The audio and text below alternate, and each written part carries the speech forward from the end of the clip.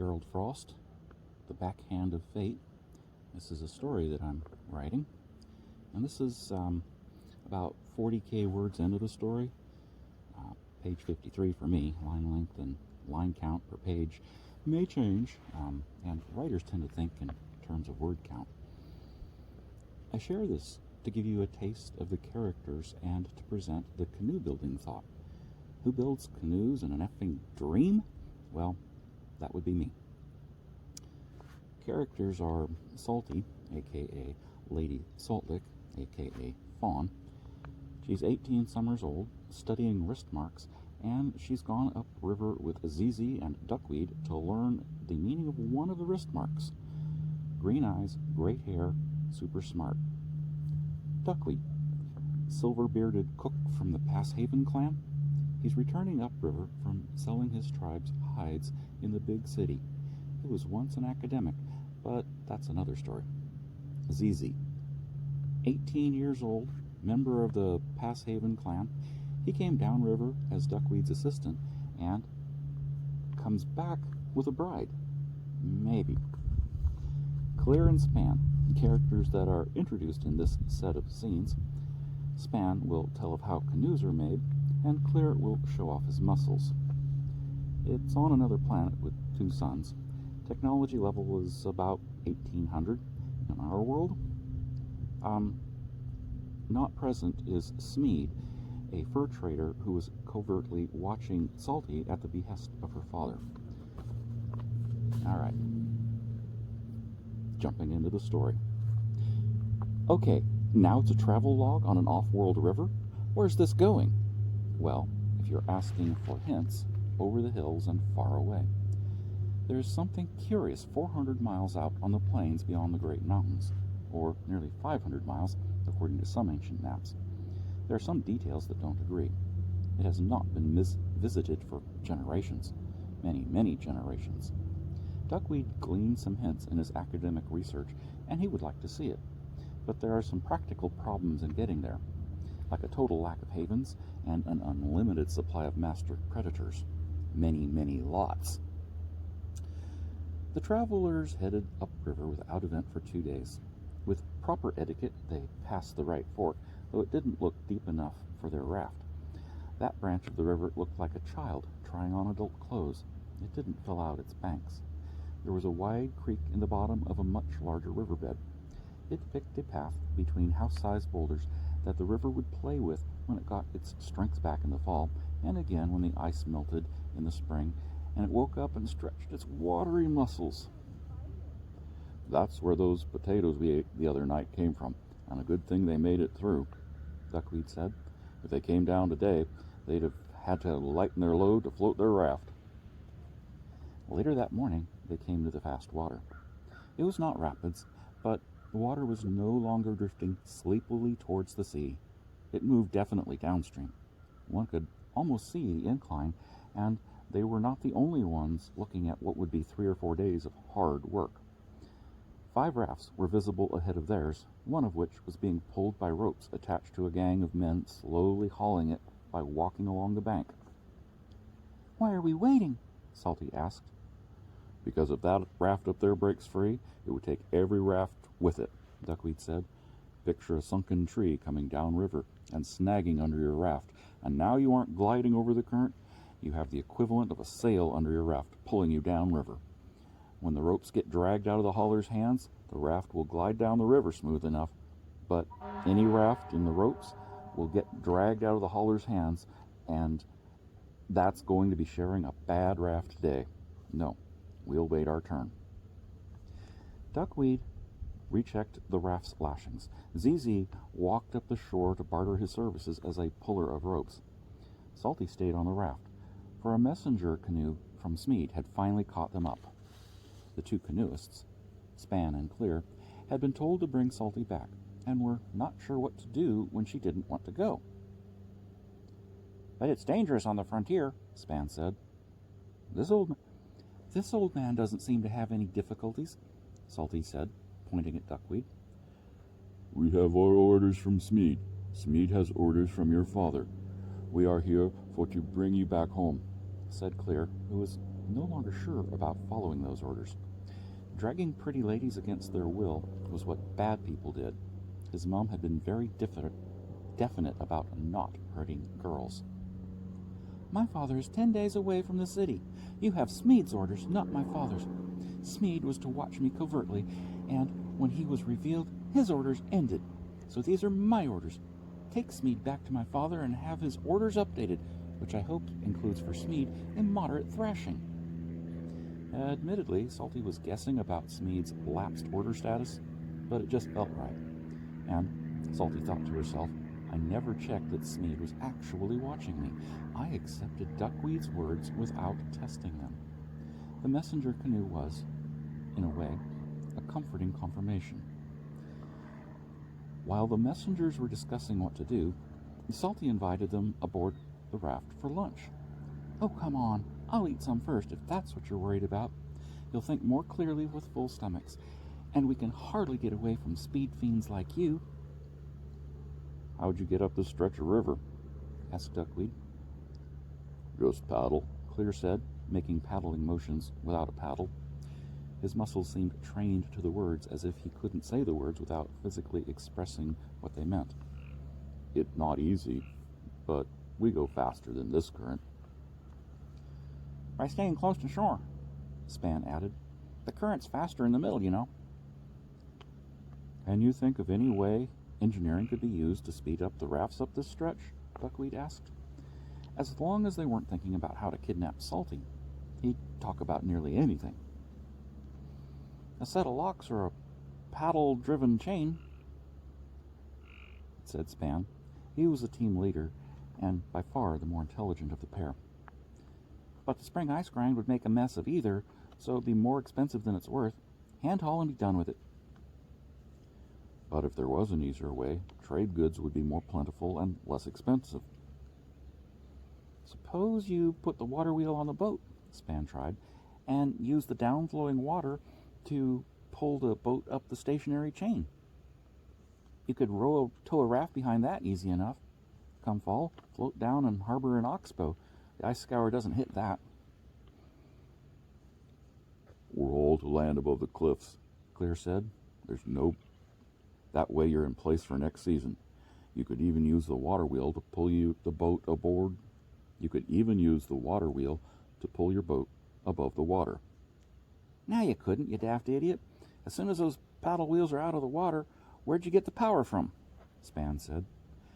"You obviously can't open the box with the crowbar you find inside."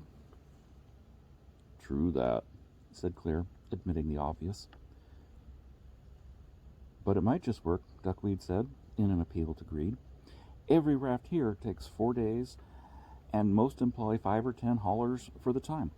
Charge 2 or 3 silver pieces, and each raft here would be glad to pay.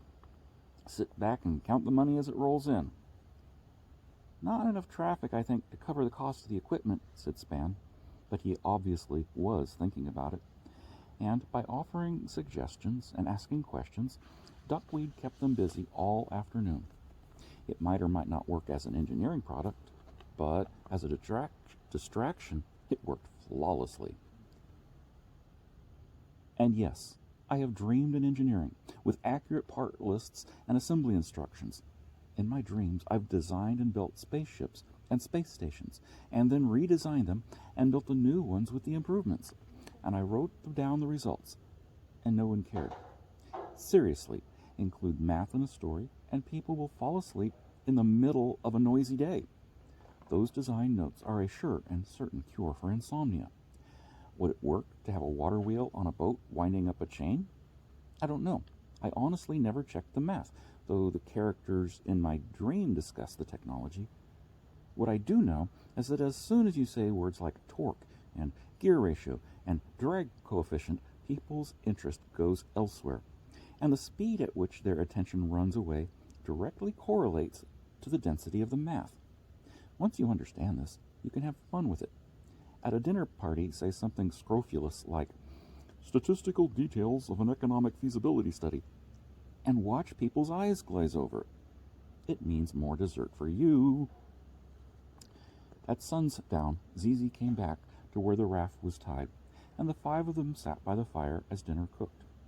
There was herbal tea or alcohol to drink, and on the fire were slices of a 10-pound cube of monster meat roasting under Duckweed's attention. It had been bartered from a raft coming downriver. Don't find dead monsters often, Duckweed said, but when you do, everyone in the valley eats steak. I'd like to see the remains of the beast, Salty had said. The meat sellers hadn't been interested in sharing the frozen beast's location, which was not a surprise. Duckweed said they needed to keep the meat frozen or at least chilled with ice, as it would spoil on the journey to the city. And again, the meat sellers were not interested. Zizi suggested that sausage sellers would be interested in this product, though most times sausage sellers fill out the twists in their links with less expensive grain-based material soaked in grease. After all, he said, as Duckweed did his best to ignore him, it's hard to make both ends meet. Where did you get your very nice canoe from? Duckweed asked, desperate to change the subject. I got it direct from the canoe building clan, said Span.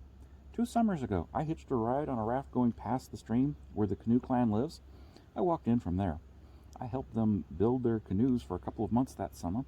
In exchange, they sold me this canoe for a very reasonable price. I've been doing courier work ever since, and as you can see, my arms have grown as strong as Clear's. Clear scoffed. He ripped a log in half without apparent effort. One half he laid on the fire, and the other half he laid on the ground beside Span. Did you build your canoe? Asked Zizi, doing his best to ignore Clear's casual display of brute strength. And how do canoes get built anyway? No, I didn't build this one. But I worked on its twins, so I know how they get made. Span paused to chew on his current consignment of monster meat. They cut a tree trunk to the correct length. Sometimes they can salvage floating logs from the river. Sometimes good trunks will ground themselves in the creek bay, but mostly they pick one the right size in the forest, preferably one right near the shore so they can roll it into the water and float it back to camp. Once at their camp, they roll it on to one of their work fields, which are all situated well above the flood line. The bark is removed, and the skinless trunk is shaped into a canoe. They put dry grass and twigs on top of the log, and then they light it. It burns hot and fast and starts the log to smoldering. After half an hour, they throw a couple of jugs of water on the smoking log, which didn't have time to get really burning. Then they scrape the soft warm charcoal out with pottery shards. Gotta be done warm and fast. If a deep bit gets to burning, it can ruin the canoe. Only about an inch is removed per pass, so it takes many days. A lot of the canoes are in process at the same time, because the actual work per canoe is limited to an hour a day. The final work is done with a small drag axe, almost like a chisel. What they want is a 10-year canoe, the last 10 years of growth being the most flexible and the least likely to break or have bug holes that need fixing. And with all that charcoal that gets dumped on the ground, they have the most amazingly productive gardens I've ever seen. They say that they can even grow gardens in the snow because of all the heat that the charcoal gives the soil. I didn't see that part. I didn't stick around for winter. Anyway, they sand out the char, put in some seats, carve the pretty prow and stern, and now I have a craft far faster than any raft. There are scattered patches in the Amazon basin, a few or 5 acres each, where the ground is covered to a depth of 6 feet, with black charcoal and pottery shards. The pottery was water carriers, which, when they broke, became shards used for scraping the warm charcoal out of the deepening trough in the trunk. This is known because microscopic examination of the pottery edges show wear from rubbing. These fields are fertile and fiercely fought over. The charcoal acts as a sponge for water and nutrients, and 3 to 4 crops a year can be harvested. All because 1,000 or 2 years ago, there was a canoe factory on that site, and it left behind the canoe builder's equivalent to industrial waste.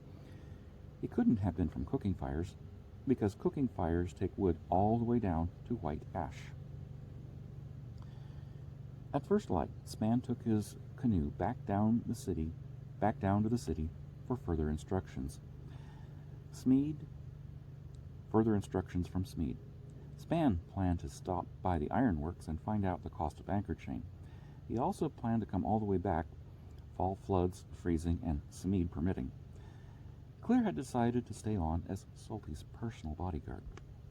The four travelers sat beside the fire as the morning progressed. They calmly waited for their turn to start up the river at quarter day. Duckweed had engaged the services of some local pullers, and they would start at noon when Zizi and Clear could no longer make progress as pullers alone. "Clear, as my personal bodyguard, you don't have to watch me every waking moment," Salty politely explained to him. "In times of danger, yes. When I'm washing my hair or during any other domestic encounter with water, your services will not be required. I can fish a newt out of the water bucket on my own." She thought for a moment. "I don't like spiders, though. So when you go through a room to check for assassins, I'd be grateful if you took care of any obvious spiders." "I don't mind spiders," said Clear. "I'll squish 'em good." "And that leaves only your care and feeding," Duckweed said. "While I've no doubt as to Salty's father paying you for your services for the year, his gold doesn't buy you food in the wilderness. I'll give you the same offer that I gave Salty. 2% of our hide sales next summer, food and shelter along the way, and other duties as required. That will include gathering of food and bringing it back to camp, which means occasionally leaving Salty. She'll be with the women and the children. None of the husbands and fathers would do that if they were the least bit concerned.